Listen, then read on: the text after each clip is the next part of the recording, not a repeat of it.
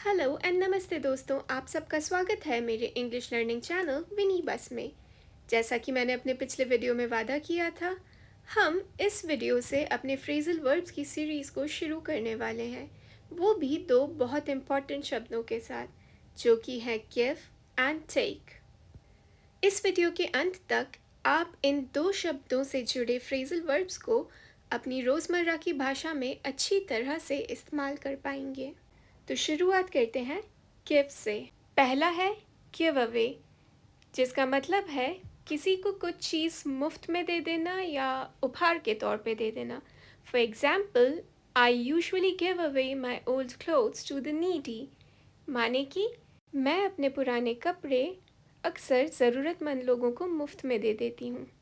दूसरा है give back, जिसका मतलब है किसी वस्तु को उसके असली मालिक को या उसकी असली जगह पर वापस लौटाना। For example, don't forget to give back the books you have borrowed from me, माने कि जो बुक्स तुमने मुझसे उधार ली थी उन्हें वापस लौटाना मत भूलना। नेक्स्ट है गिवन, जिसका मतलब है शुरू में इनकार करने के बाद अंत में मान जाना। For example, he finally gave in and allowed his kids to adopt a puppy. माने कि शुरू में इनकार करने के बाद वो फाइनली मान गया और उसने अपने बच्चों को एक पपी पालने दिया। नेक्स्ट है गिव आउट। इसका एक मतलब होता है कि कुछ देना। For example, the teacher gave out the assignments at the end of the class, माने कि क्लास के अंत में टीचर ने असाइनमेंट्स दिए। इसका दूसरा मतलब होता है थक के चूर हो जाना या फेल हो जाना। For example, after running the marathon my legs gave out, माने कि मैराथन दौड़ने के बाद मेरे पैरों ने जवाब दे दिया क्योंकि वो थक के चूर हो गए। अगला है गिव अप, माने कि किसी चीज़ को छोड़ देना, अक्सर इसलिए क्योंकि वो बहुत कठिन है। For example, she refused to give up on her dreams in spite of the numerous hurdles that she faced. यानी कि बहुत रुकावटें आने के बावजूद भी उसने अपने सपनों को छोड़ने से इनकार कर दिया। नेक्स्ट है गिव ओवर, जिसका मतलब होता है किसी और को जिम्मेदारी देना या कंट्रोल ट्रांसफ़र करना। For example, she gave over her company to her only daughter, माने कि उसने अपनी कंपनी की जिम्मेदारी अपनी इकलौती बेटी को सौंप दी। अगला है गिव ऑफ, जिसका मतलब होता है कि किसी चीज़ में से कोई आवाज़, गर्मी, रोशनी या किसी तरह की गंध का निकलना। For example, the roses give out a beautiful scent, माने कि गुलाब के फूल बहुत अच्छी खुशबू देते हैं। चलिए तो आगे बढ़ते हैं और नज़र डालते हैं टेक से रिलेटेड फ्रेजल वर्ब्स पर। तो पहला है टेक आफ्टर, जिसका मतलब होता है अपने परिवार के किसी सदस्य की तरह दिखना या उनकी तरह व्यवहार करना, बेसिकली अपने परिवार के किसी सदस्य पर जाना। For example, she has taken after her mother both in appearance and in manner of speaking, माने कि वो एकदम अपनी मम्मी पर गई है, दिखने में भी और बातचीत करने के तरीके में भी। दूसरा शब्द है टेक अपार्ट, जिसका मतलब होता है किसी वस्तु या चीज़ को उसके अलग अलग हिस्सों में बांट देना या तोड़ देना। For example, the naughty kid took apart the toy as soon as he got it as a gift, माने कि जैसे ही उस शैतान बच्चे को गिफ्ट में एक खिलौना मिला, उसने उसे तोड़कर अलग अलग हिस्सों में बांट के बराबर कर दिया। अगला शब्द है टेक अवे, जिसका मतलब होता है किसी चीज़ को उसकी जगह से हटाना। For example, the teacher took away his phone because it was ringing during the class. यहाँ मैं आपको एक इम्पॉर्टेंट बात बताना चाहूँगी, और वो ये कि अगर टेक अवे दो शब्दों की जगह एक शब्द के रूप में आता है तो वो फ्रेजल वर्ब की जगह नाउन का काम कर रहा होता है। और इस नाउन फॉर्म में इस टेक अवे शब्द का मतलब होता है किसी भी विषय का मुख्य बिंदु या जो भी मेन सीख आपने उससे सीखी। For example, the main take away और the key take away from the meeting was more positive than expected. एक और बात भी है, और वह ये कि टेक अवे जब खाने के विषय में इस्तेमाल होता है तो वो ऐसे खाद्य पदार्थों के बारे में बात करने के लिए इस्तेमाल होता है जिन्हें हम कहीं बाहर ले जा कर के खाते हैं। माने कि जहाँ से ख़रीदते हैं वहाँ बैठ के खाने की जगह कहीं और कहीं भी बाहर ले जा के खाते हैं। आपने शब्द बहुत सुना होगा जब हम रेस्टोरेंट से खाना पैक करवा करके कहीं पिकनिक स्पॉट या घर पे लाके खाने की बात करते हैं। एक एग्जांपल देती हूँ। As we were getting late, we decided to grab a takeaway from Subway and ate it in our car. अगला शब्द है take back, जिसका एक अर्थ होता है अपनी कही हुई बात को या अपने बयान को वापस लेना। For example, after realizing his mistake, he took back his harsh words. माने कि अपनी गलती का एहसास होने पर उसने अपने कटु वचनों को वापस ले लिया। इस शब्द का दूसरा अर्थ होता है किसी चीज़ को अपनी असली जगह पर वापस पहुंचाना। For example, don't forget to take the books back to the library. अगला शब्द है टेक डाउन, जिसका मतलब होता है जानकारी लिखना। For example, the reporter took down all the notes during the interview. माने कि इंटरव्यू के दौरान जो भी जानकारी थी वो रिपोर्टर ने लिख ली।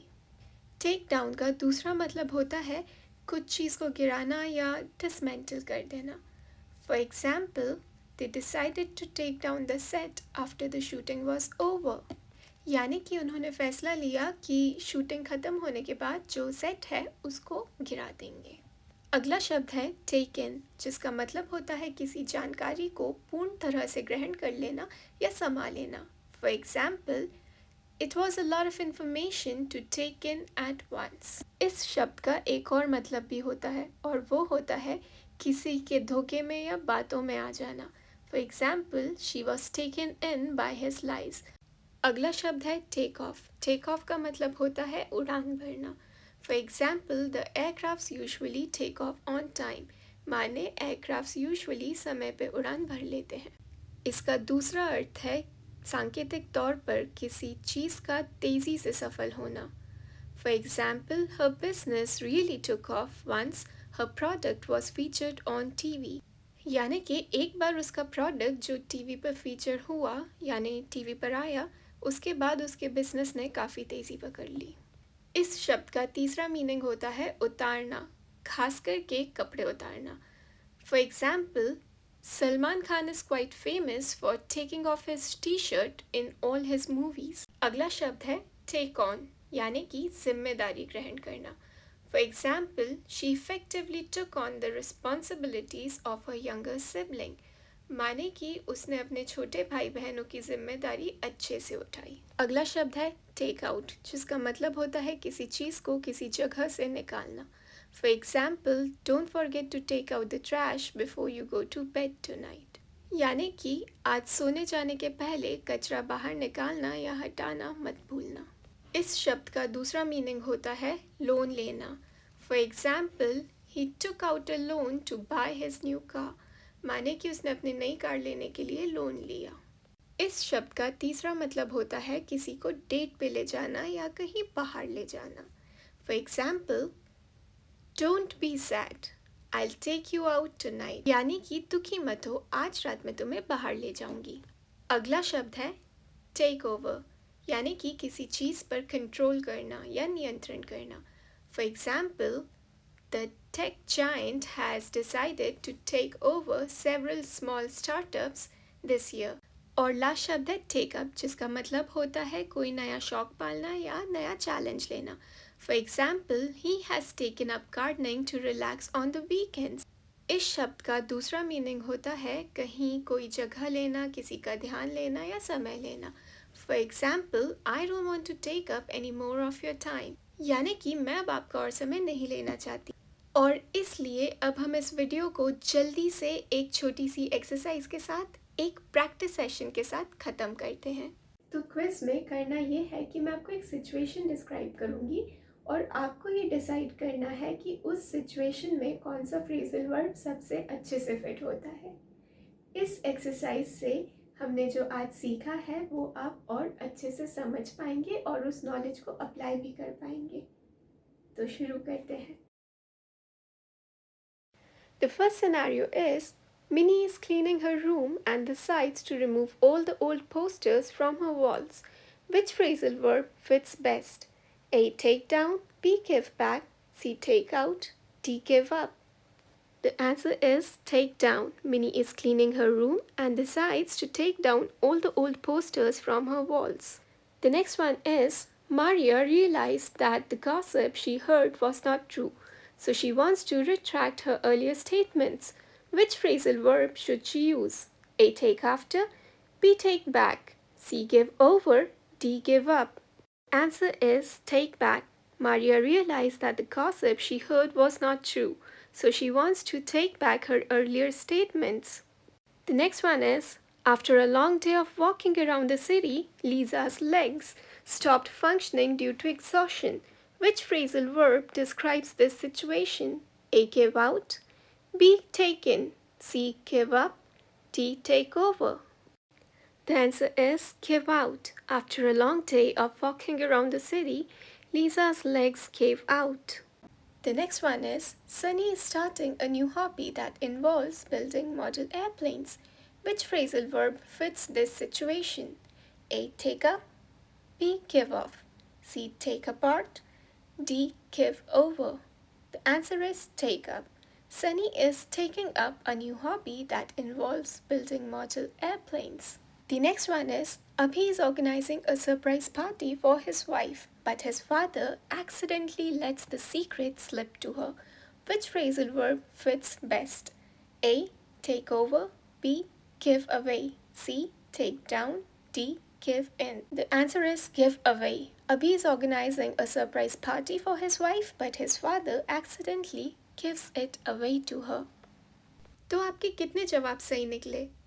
याद रखिए, इन फ्रेजल वर्ब्स को आप जितना प्रैक्टिस करेंगे आप इनमें उतने ही निपुण होंगे, इसलिए कोशिश कीजिए कि आप इन्हें अपनी रोज़मर्रा की बातों में इस्तेमाल करें। अगर आपको ज़रूरत महसूस हो तो इस वीडियो को दोबारा रिवाइंड करके देखने में झिझकें नहीं। इस वीडियो को देखने के लिए धन्यवाद। जाने के पहले लाइक, शेयर और सब्सक्राइब करना ना भूलें। साथ ही नोटिफिकेशन बेल को हिट करें ताकि ऐसा कोई भी वैल्यूएबल लेसन आपसे कभी मिस ना हो। फिर मिलेंगे अगले वीडियो में, तब तक के लिए बाय बाय।